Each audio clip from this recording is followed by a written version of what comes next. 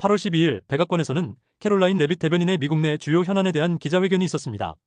먼저 트럼프 대통령은 이번 주 금요일 알래스카에서 푸틴 러시아 대통령과 양자회담을 가질 예정입니다. 이 회담은 러시아와 우크라이나 간의 잔혹한 전쟁을 종식시키고 인명피해를 막기 위한 노력의 일환입니다. 경제부문에서는 인플레이션이 시장 예상치를 다시 한번 뛰어넘으며 안정세를 유지하고 있으며 미국 노동자들의 임금 상승세가 인플레이션을 넘어서는 긍정적인 보고서가 이어졌습니다. 또한 어제 워싱턴 D.C.에서 범죄 비상사태가 선포되어 성과를 발표했습니다. 지금부터 백악관 기자회견의 한글 번역과 용어 해설이 있는 전체 영상을 시청하시겠습니다. Good afternoon, everybody. Good afternoon. Good to see all of you here again today. On Friday morning, President Trump will travel across the country to Anchorage, Alaska, for a bilateral meeting with Russian President Vladimir Putin. The brutal war between Russia and Ukraine broke out under Joe Biden's incompetent leadership, but President Trump is determined to try and end this war and stop the killing. As the president has said over and over again, his strong preference will always be for peace and partnership, whenever those outcomes can possibly be achieved. There is no leader in the world right now who has been more committed to preventing wars or ending them than President Donald Trump.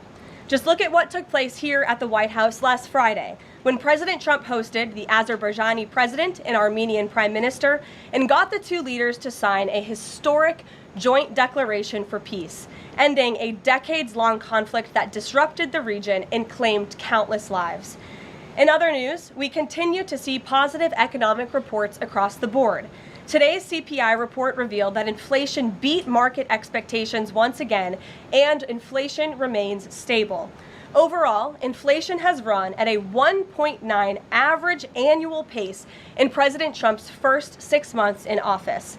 Prices for everyday goods continue to decline. Energy prices fell in July, including gasoline, which is down nearly 10% over last year, and propane, which is down 2.5% over last year as well. Egg prices fell once again in July and are down 20% since President Trump took office. Shelter inflation, the largest contributor to overall inflation, is at its lowest level since October of 2021. Wage growth for American workers is beating inflation once again. As inflation declines, this administration continues to be wholeheartedly committed to putting more money back into the American people's pockets. American real wages are up 1.3% over last year and have increased each month since President Trump took office. And small business optimism, according to this morning's report, has also reached a 5-month high. Ignore the panicans and trust in President Trump. That is our motto here at the White House. The America First economic agenda is working. On another matter, yesterday, President Trump took bold action to finally restore law and order right here in our nation's capital. The president declared a crime emergency in the District of Columbia, federalized the D.C. Police Department, and mobilized the D.C. National Guard to end violent crime in our nation's capital. As part of the president's massive law enforcement surge, last night, approximately 850 officers and agents were surged across the city. They made a total of 23 arrests, including multiple other contacts. Last night, these arrests consisted of homicide, firearms offenses, possession with intent to distribute narcotics, fare evasion, lewd acts, stalking, possession of a high-capacity magazine, fleeing to elude in a vehicle, no permits, driving under the influence, reckless driving, and a bench warrant. A total of 6 illegal handguns were seized off of District of Columbia streets as part of last night's effort. This is only the beginning. Over the course of the next month, the Trump administration will relentlessly pursue and arrest every violent criminal in the district who breaks the law, undermines public safety, and endangers law-abiding Americans. President Trump will not be deterred by soft-on-crime Democrats and media activists who refuse to acknowledge this rampant violence on our streets. He is going to make our nation's capital the most beautiful and safe city on earth, just as he promised on the campaign trail. Staying on the topic of public safety, the Trump administration continues to shatter records on border security. According to brand new numbers released this morning from Customs and Border Patrol, illegal crossings have fallen to all-time lows once again. Here were the records set in July. Again, these numbers were released this morning. The lowest monthly nationwide encounters ever, down nearly 90% from the monthly average under the Biden administration. The lowest monthly Border Patrol apprehensions nationwide ever, smashing the previous record set the prior month in June. The lowest monthly Southwest border apprehensions ever. The lowest daily apprehension average ever. The lowest single-day apprehensions ever. And for the third straight month, there were 0 illegal aliens released into the country. Let me repeat that remarkable statistic. For the third month in a row, not a single illegal alien was released by the Trump administration into the United States of America. This is historic. Under President Trump, this border is the most secure it has ever been. When you fortify the border, when you restore deterrence, and when you empower Border Patrol agents and our brave men and women in uniform to actually do their jobs to enforce our laws, like this president has, this is the incredible result. And in the interior of our country, criminal illegal aliens continue to be arrested and removed. Here are some of the criminals arrested by ICE in just the last few days. ICE Buffalo arrested an illegal alien from Jamaica convicted of attempted murder. ICE Buffalo also arrested an illegal alien from Ecuador convicted of leaving the scene of an accident resulting in death. ICE Houston arrested an illegal alien from Mexico convicted of manslaughter. ICE Newark arrested an illegal alien from Mexico convicted of the sexual assault of a minor. ICE Dallas arrested an illegal alien from Mexico convicted of assault causing bodily injury. And already the Trump administration has arrested more than 300,000 illegal aliens in 2025. Again, more than 300,000 illegal alien criminals have been arrested in the interior of our country in the first 6 months of this administration. And despite many false reports in the media, nearly 70% of these arrests have been criminal aliens with criminal charges or prior convictions. This is success all around. This is removing the most dangerous public safety threats from America's communities and returning these individuals to their home countries. So there's been success all around.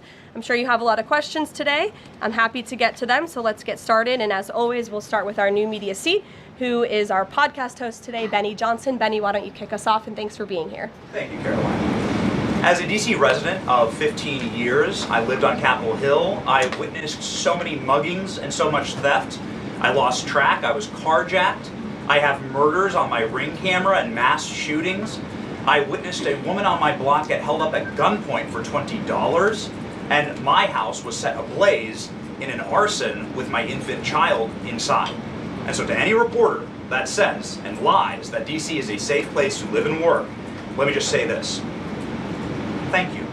Thank you for making this city safe, because no parent should have to go through what my family went through, having the fire department rip open their door to save their infant child. And so thank you for your work on securing this city. My question to you is this. Nancy Pelosi has attacked the president for deploying the National Guard to the city, saying that it is to cover for his incompetence. Hillary Clinton has also attacked the president for securing the city of Washington, D.C. I'd like to get your response to Nancy Pelosi and Hillary Clinton. Sure. Well, first of all, Benny, I'm so sorry that happened to you and your family.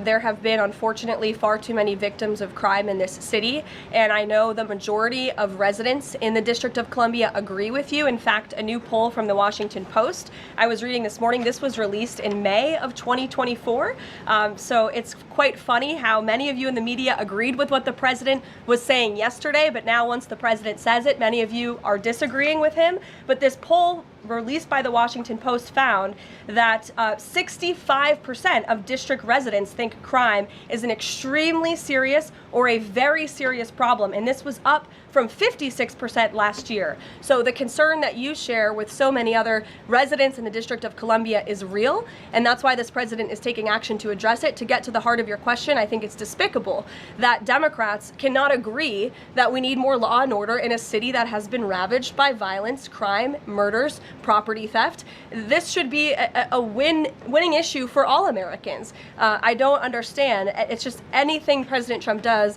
the Democrats want to disagree with. I think the president would love to work with Democrats on this issue to bring law and order to America's cities, but unfortunately they have failed, and that's why he's taken this historic action to federalize the National Guard. And as you're seeing from last night's numbers, we already have seen success. We are removing violent offenders, we are arresting criminals, and we are removing drugs and firearms off of the streets of the city to make it safer for all of its residents. Just a very quick follow-up to that.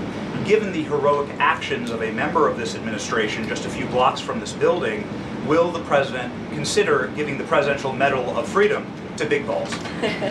I haven't spoken to him about that, but perhaps it's something he would consider. I'll ask him and get back to you, Benny. Thanks for being here. Gabe.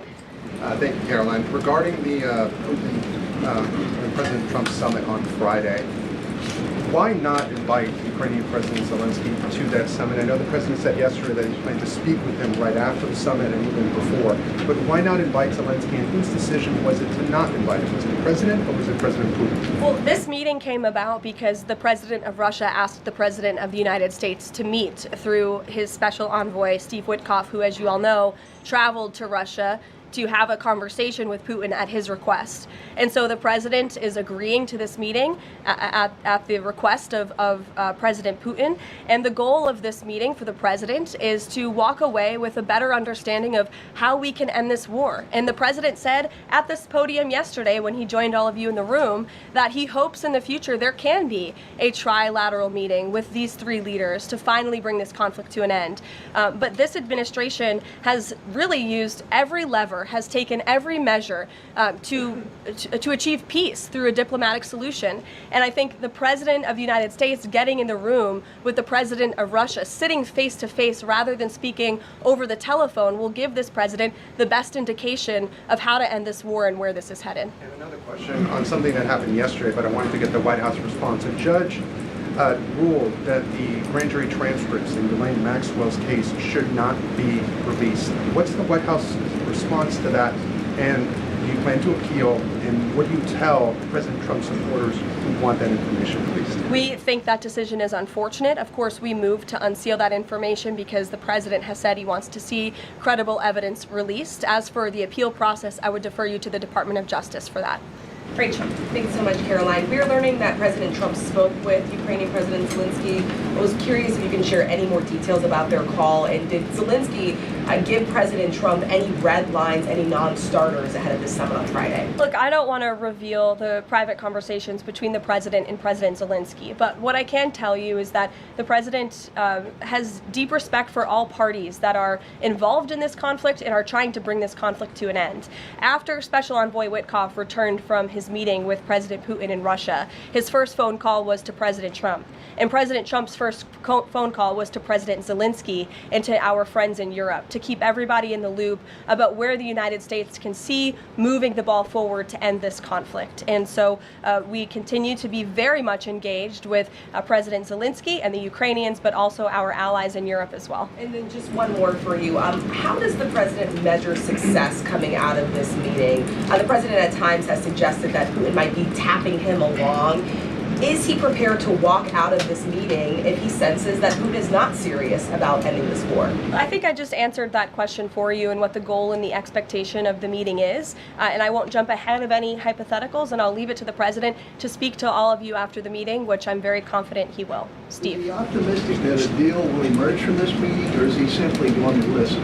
I think this is a listening exercise for the president. Look, only one party that's involved in this war is going to be present. And so this is for the president to go and to get, again, a more firm and better understanding of how we can hopefully bring this war to an end. Caroline, how did you settle on Alaska as the site for this? So there were some other sites being discussed. Is this like it was a midpoint between the two leaders? There were many sites discussed, but of course Alaska is a state within the United States of America. So the president is very honored and looks forward to hosting President Putin on American soil. Last thing, is there a joint news conference plan, or will the president have a solo one? What sort of scheduling stuff? Yeah, the mechanics and the scheduling, Steve, are still being ironed out. For Friday, we're working with our Russian counterparts to put those plans into action, and of course we'll keep you all apprised on the logistical details of Friday as as soon as we get them. Charlie? The president said at the podium yesterday twice that he was planning to go to Russia. Was that a verbal slip-up, or does he actually plan to go to Russia? Perhaps there are plans in the future to travel to Russia, and on Friday the president will be meeting with the Russian President Vladimir Putin in Alaska, as you know. Phil? Last week, the president said the CEO of Intel was highly conflicted, seeming to cite his past investment with Chinese companies that were doing business with the Chinese military. Yesterday, he called his meeting with that CEO a success. So what can you tell us about what the Intel CEO said to President Trump that changed his mind? The president put out a statement that you cited, Phil. I will leave it at that. He shared his thoughts on that meeting and how it went, and for any further comment on that, I'll leave it to him to make. Will the Bureau of Labor Statistics continue to put out monthly jobs reports? Well, look, what I'll tell you about the Bureau of Labor Statistics, I believe that is the plan, and that's the hope, and that these monthly reports will be data that the American people can trust. As you know, the Bureau of Labor Statistics has made massive revisions after the last several reports that they have put out. And there has certainly been a decline in the quality and the reliability of data coming from the Bureau of Labor Statistics, and there's been an increase in revisions. And this president and the administration is finally tackling this problem that so many have talked about, and the president is actually doing something about it. We need to restore new leadership that we can trust. As you know, the president has appointed someone new to take over the BLS, and so we need to look at the means and the methods of how the United States is acquiring this very important data, and all of that is going to be done, and the goal, of course, is to provide honest and good data for the American people to make very important economic decisions on. Michael. Thank you, Caroline. Two questions, if I may. The president has talked about land swaps between Russia and Ukraine. Vladimir Putin says he wants Russia to hold on to Russian-occupied territory in eastern Ukraine. Is the White House at all concerned about the messaging that potentially giving over or allowing for Russia to maintain its occupied territory in eastern Ukraine, what that might say to other U.S. adversaries like China? Look, right now, the President of the United States has done more to end this war than his predecessor, Joe Biden, who allowed this war to take place. This war, don't forget, happened at the result of the weakness and the incompetence of the previous administration. And so the president inherited this conflict, and he is determined to end it. And it's a very complex and complicated situation. As for the details of the plans that have been kind of tossed back and forth, I won't get into those, and I will let the president of the United States discuss those plans with the president of Russia, with our European allies, and the president of Ukraine, Zelensky himself as well. Sure, go ahead, in the green. Thank you, Caroline. As far as the policing and security operations in D.C., Speak up. Is there a timeline? Do we know what success looks like? And is it going to last longer than 30 days? And also, is there going to be an immigration enforcement aspect to this?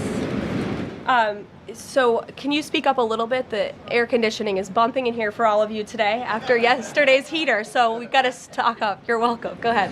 Is there a timeline for the security operations here in D.C.? And also, is there going to be an immigration component to this, and what would that look like? Look, if law enforcement officers encounter a criminal in this city, and they are an illegal alien, of course the appropriate measures to detain and deport that individual will be taken, as they should.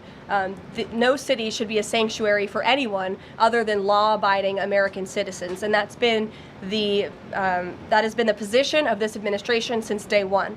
As for the timing, we will reevaluate and reassess and make further decisions after this 30-day period is up. But within these 30 days, our entire focus is making sure that this is the most efficient operation possible, and that we are removing as many criminals from the streets, and we are cleaning up D.C. as best as we can, and working with the Metropolitan Police Department to do that. I know the mayor just spoke several minutes ago. I was watching her on television, and she said that an increase in law enforcement officers on the streets will be helpful to deter crime in this city, and we look forward to working with these brave men and women of the Metropolitan Police Department to remove criminals off of our streets and to keep law-abiding citizens in the district safe. Josh. Thank you. The president weighed in on Jay Powell again today, you might have seen. He said that he's considering allowing a major lawsuit against Powell to proceed because of the, quote, horrible and grossly incompetent job he has done. Can you tell us about that? What lawsuit is he talking about? He's considering a lawsuit, and I won't speak on it any further. I will allow the president to do that himself. Is it fair to say the administration is considering suing the Fed chair over this renovation? That's what the president is saying. Has he had discussions with anyone about this, or is this just like how advanced is this right now? At this moment in time, the president is considering a lawsuit against the Fed, and I will leave it to him to comment further on it.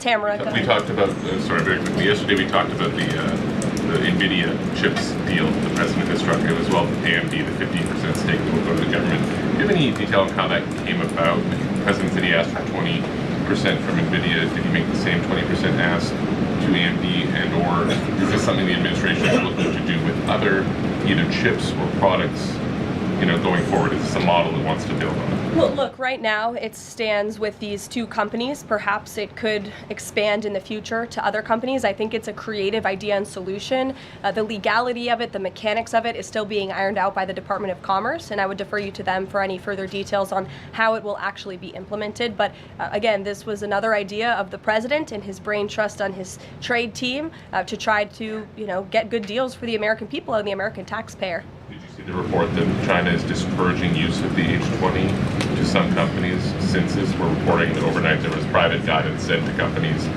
not banning the chip but urging them to steer away from it. I wonder if you have any response to that. I haven't read the report. I will, and we'll get you a comment on it. Tamara. Thank you.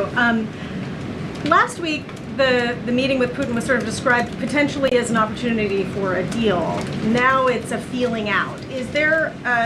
Has there been a shift in expectations within the White House, or an effort to temper expectations about what success looks like for this meeting? Well, I mean, look, I think both can be true, right? The president has always said he wants a peace deal. He wants to see this war come to an end. But this bilateral meeting is a bilateral meeting between one party in this two-party war, right? You need both countries to agree to a deal. The president is accepting this bilateral meeting with Putin on Friday, and I will let him speak further to it after it concludes about how he felt it went. And also, completely unrelated topic, regarding the president's efforts in Washington, D.C., do you have any specifics about how homeless people will be dealt with, where they would be moved to? What does this look like? I do, yes, and it's an important question, so thank you for raising it.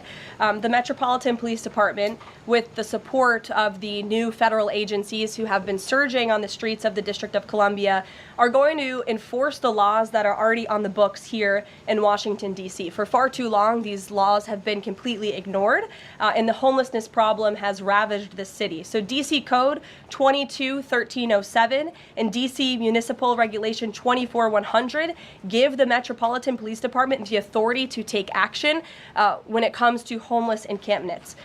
So homeless individuals will be given the option to leave their encampment, to be taken to a homeless shelter, to be offered addiction or mental health services, and if they refuse, they will be susceptible to fines or to jail time. Again, these are pre-existing laws that are already on the books. They have not been enforced, which is part of the reason for this federalizing of the National Guard to bring in this assistance for law enforcement. While we are targeting criminals and trying to remove criminals off of the streets, we also want to make DC safe and beautiful, and that involves removing mentally disturbed individuals in homeless encampments as well.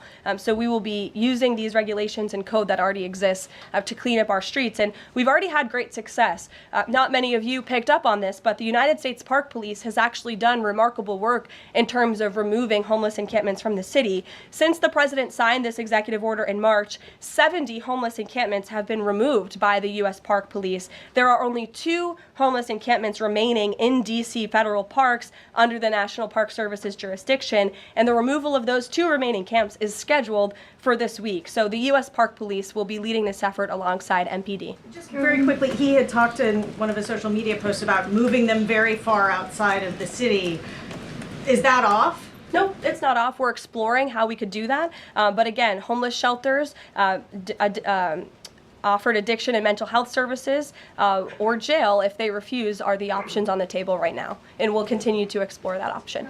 Sure. Thank you so much, Caroline. President Zelensky said moments ago that he thinks Russia is preparing for a new offensive on at least 3 different areas of the front line. Is this something that you could confirm based on U.S. intelligence? And if the president sees that Putin is indeed planning major new offensive or moving troops, would he call off the meeting on Friday?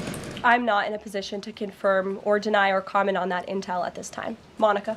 Thanks, Caroline. My question involves Russiagate. A whistleblower alleges that then Congressman Adam Schiff approved leaking classified information to smear President Trump's image during the Russiagate scandal. Does the president plan to investigate Adam Schiff, and what would accountability look like if more information confirms this report?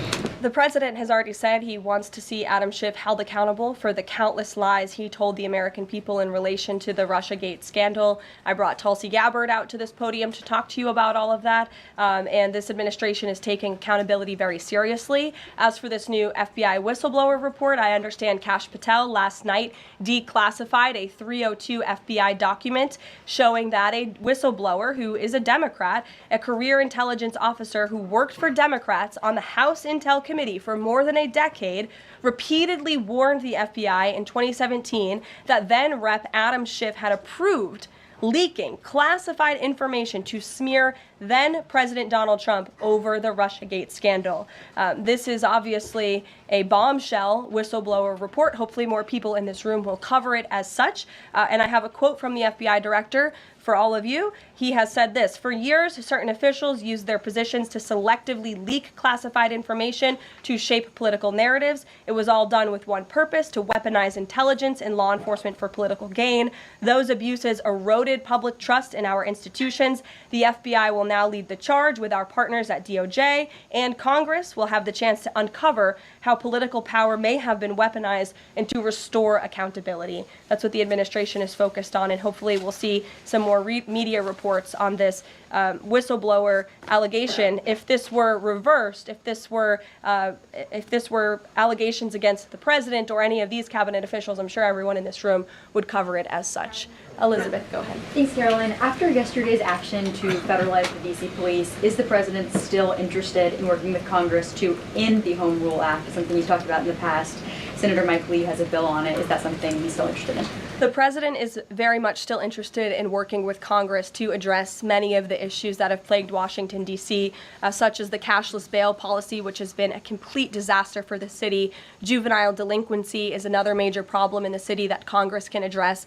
So I know Congress is on recess right now. When they get back to work to Washington, this president looks forward to having these conversations with our friends on Capitol Hill so we can work with them to make D.C. safe and beautiful again. And again, we encourage Democrats to join us in this effort. Perhaps their approval ratings would move up a little bit if they did. I saw a new poll today. Democrat approval rating is at an all-time low, 32%. If they could just stand by the basic notion of law and order, perhaps they would see that tick up a bit, and we welcome them to do that. Dasha. Thanks, Caroline. President Trump yesterday at this podium indicated this, so has NATO Secretary General Mark Rutte, that in order for peace to happen, it is very likely that Ukraine will have to cede some land to Russia. Zelensky has repeatedly said no land for peace. That's not going to happen. Has this administration communicated to Zelensky that he's going to have to change that position? Look, I appreciate you're asking that question in a different way than your colleague Michael in the back. I don't want to get into the details of these negotiations and these discussions that have taken place out of respect for where we are right now, and I'll let the president speak on it further if he wishes to. More about Israel. Sure. I know the president has had a call with Prime Minister Netanyahu recently. Netanyahu is planning to seize the remainder of Gaza City. What is the administration's position on this move by Israel's government? Look, this is an incredibly complex and complicated war that, again, was inherited by this president, by his predecessor, Joe Biden. October 7th was one of the worst days in history. We saw innocent people slaughtered, murdered, kidnapped by Hamas terrorists. This administration has taken extensive time and effort and resources Since Inauguration Day in January, to end this conflict, we have given many flexible arrangements backed by Israel to Hamas, and unfortunately, Hamas has never agreed. Looking ahead, I will let the president speak on where he sees this going, but this is, of course, an incredibly complex and complicated situation. The administration has made our goal clear. We want to see this conflict end. We want to see the hostages released. And we've tried, the president and his national security team have given extensive effort and time to doing that. With how Israel has used those resources and the assistance that you've provided? Look, I'll let the president speak on the further actions that Israel may or may not be taking. Alexander, good to see you. Good to see you as well, Caroline. Thank you.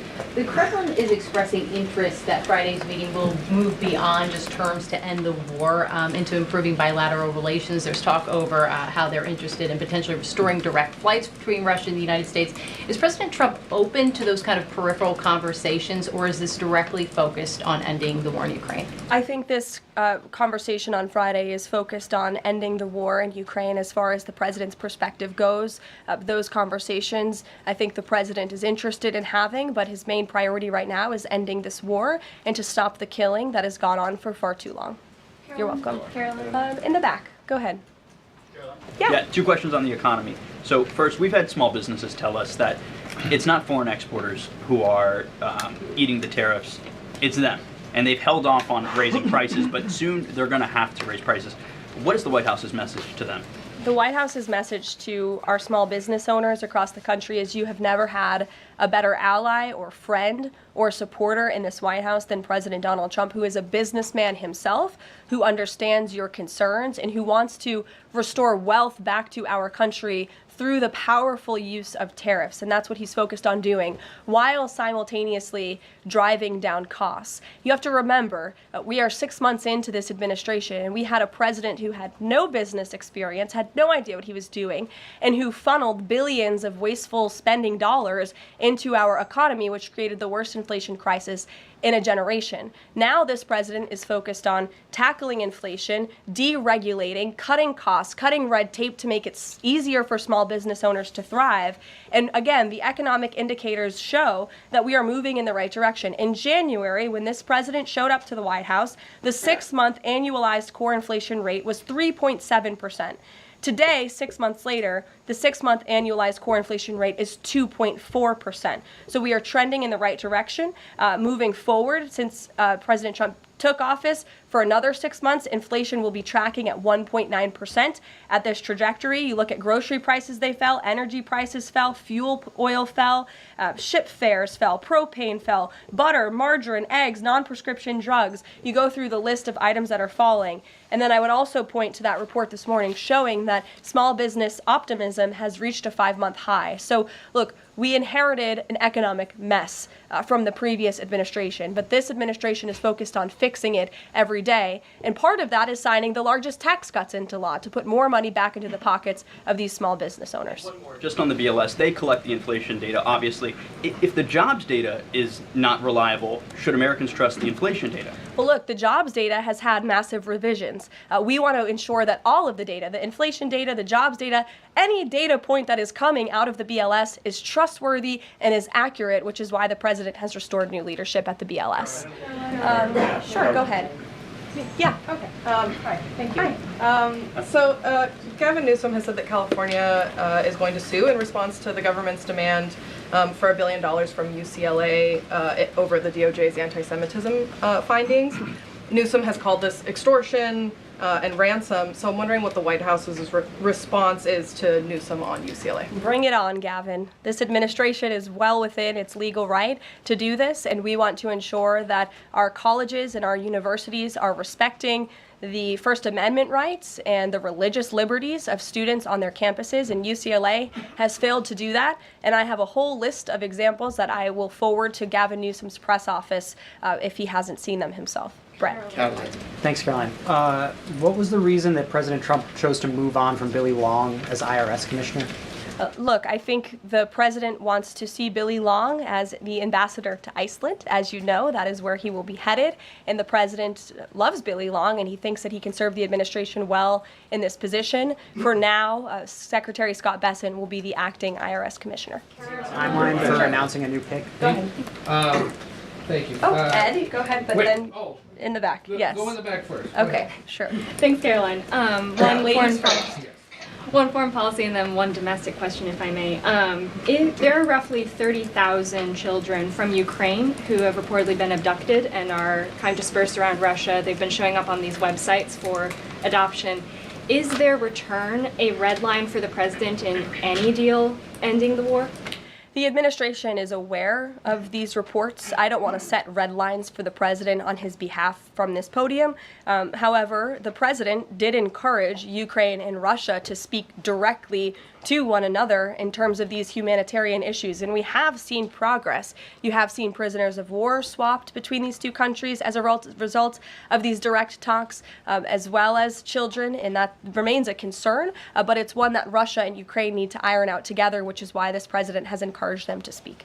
Okay, and then if I can, the D.C. action real quick. The president said yesterday that this is a model federalizing the National Guard that could be used to combat really high rates of crime in other cities like Chicago, LA, Baltimore. What sort of authority would he have to deploy forces like that, absent the Home Rule Act? Look, the president is speaking about what he'd like to see take place in other cities around the country. Right now, this administration is focused on making D.C. safe and beautiful again.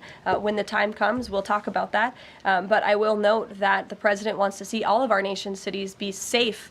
But I think starting with our nation's capital is a great place to begin, and it should serve as a model for the rest of the country. Ed. Just to bind up a few of the D.C. things, because a lot of them have been asked, but in talking with Congress about potential changes to home rule and whatever else, would he also push the House to finally pass D.C.'s budget so that it has access to all that money that it does need for policing, for schools, and for other services here in the city? Yes, and as you know, he has done that. He put out a statement calling on the House to take up the Senate's legislation, and he stands by that position. Let me take you back to something from last month. You guys announced the president was diagnosed with chronic venous insufficiency after his legs were seen swelling. How's he being treated for that? And while you were upfront about those health issues, curious if the White House would be willing to let us speak with his physician directly about those health issues. I know there were a lot of concerns about the last White House not making the physician available. Would the physician be available in this case? I don't want to make that commitment on behalf of the physician, but it's certainly something we can look into and explore out of the effort of transparency, because unlike the previous White House, there is nothing to hide. You guys see this president working around the clock, literally 24/7, all of the time, and I will be happy to look into that request. Can we at least get an update on how he's being treated for the swelling legs and for the hands and the other issues? Look, you see the president every day. He's moving, he's working, he's continuing. There have been no adjustments made to his lifestyle. Thanks, Caroline. I have two questions, one on D.C., but on the Putin meeting on Friday, does the president plan to meet with Putin one-on-one? Yes, that's part of the plan. And as for the other mechanics and logistics, I will let our team speak to that when they're ironed out. And on what's happening in D.C. with the federal takeover, what we've heard from the mayor and the police chief is that their understanding is there has been no change in the leadership structure. In the White House's view, who is in charge of the MPD right now? If you read the executive order, it will tell you the leadership structure is as follows. We plan to work with the Metropolitan Police Department, but ultimately the chain of command is as such. The President of the United States, the Attorney General of the United States, our DEA Administrator, Terry Cole, who is now serving ahead of the Chief of the Metropolitan Police Department. And they will be working together. Nope, Terry Cole, as you heard from this briefing room yesterday, is in charge of the Metropolitan Police Department, and he's working with the chief to ensure that law enforcement officers are allowed to do their jobs in this city. Caroline? Yeah, thanks, Caroline. I know you said earlier the hope is to maintain monthly job reports, but the president's new nominee for BLS, Commissioner E.J. Antoni, recently told Fox Business that the BLS should suspend issuing monthly job reports and only issue quarterly reports until the jobs data methodology is corrected.